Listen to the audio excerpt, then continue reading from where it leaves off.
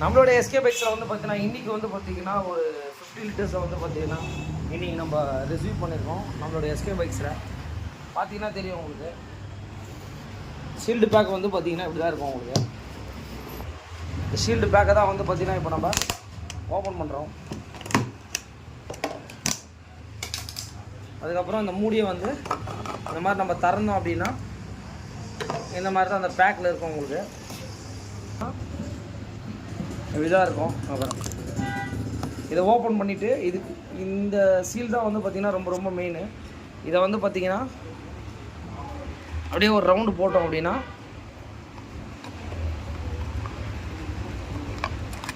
அதுதான் இருக்கும் உங்களுக்கு. அப்புறம்